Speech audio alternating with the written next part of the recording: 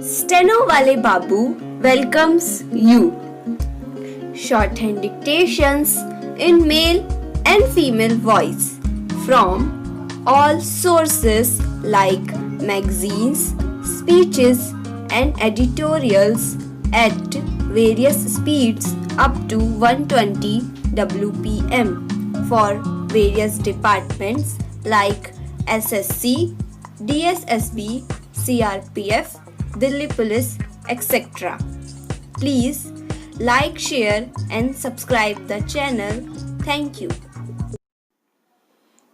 Exercise number 21. The corporation has carved out two classes of dependents of the deceased employees in respect of claims for compassionate appointment. The reason for the disqualification of the dependents of an employee who died in an accident involving the vehicle of the corporation is to avoid extra burden on the appellant corporation. In such cases, the appellant corporation has to pay the compensation under the Act and also to provide compassionate appointment to the dependents of the deceased employee. In a case where the vehicle of the appellant corporation is not involved in the accident, the compensation under the Act is not the liability of the appellant corporation. It cannot be said that the defendants of an employee who claim both compensation under the Act and compassionate appointment from the appellant corporation are on the same footing as the dependents of the deceased employee whose claim under the Act against a private owner or an insurance company and compassionate appointment from appellant corporation. The dependents of a deceased employee who claim compensation from the corporation under the Act and compassionate appointment from the appellant corporation from a separate class. It is well settled that though Article 14 forbids class legislation, it does not forbid reasonable classification for the purposes of legislation. When any impugned rule or statutory provision is assailed on the ground that it contravenes Article 14, its validity can be sustained if two tests are satisfied. The first test is that the classification on which it is founded must be based on an intelligible differentia which distinguishes persons or things grouped together from others left out of the group, and the second test is that the differentia in question must have a reasonable relation to the object sought to be achieved by the rule or statutory provision in question.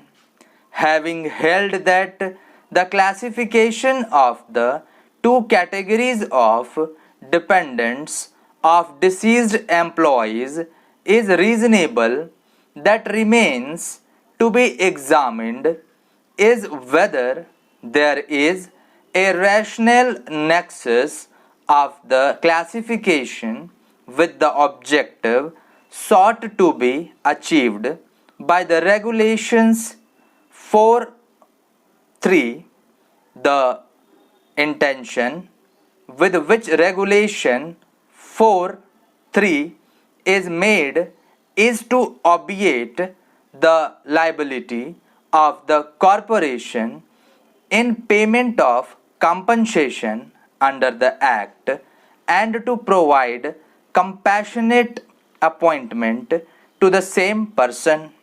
We find there is a rational nexus between classification and the object sought to be achieved by the regulation. It is useful to refer to a judgment of this court in National Insurance Company Limited versus Rekha and others.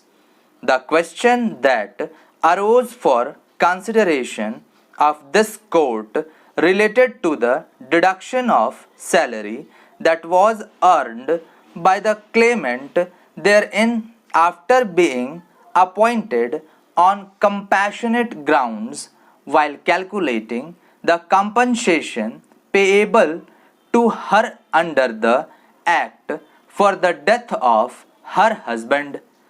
It was held that the salary earned by compassionate appointment cannot be deducted from the compensation which the claimant is entitled under the Act. However, it was made clear that the salary which flowed from the compassionate appointment that was provided by the law was liable to be deducted if the employer was the owner of the offending vehicle and thus liable to pay compensation under the Act. In other words, the employer who has provided compassionate appointment can claim deduction of the salary of the dependent while calculating if he is liable to pay compensation under the Act, being the owner of the offending vehicle.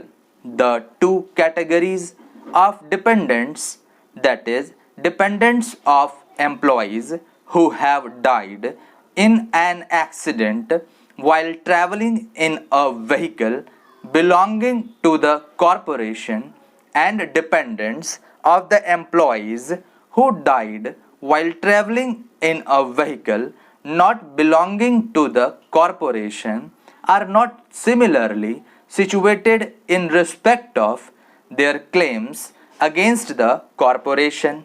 They cannot be treated as equals. Therefore, Regulation 4(3) cannot be said to be discriminatory.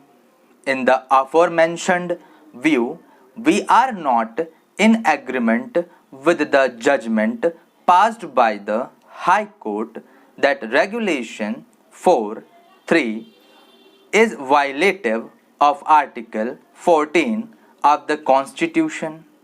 As the respondent has received the compensation under the Act, he is not entitled for compassionate appointment under the regulations.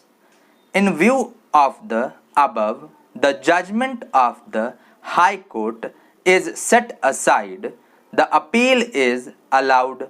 The application preferred by the respondent for compassionate appointment was rejected by the corporation as being not maintainable under Regulation 4(3) of the regulations due to the fact that the respondent has filed a claim petition under the Act.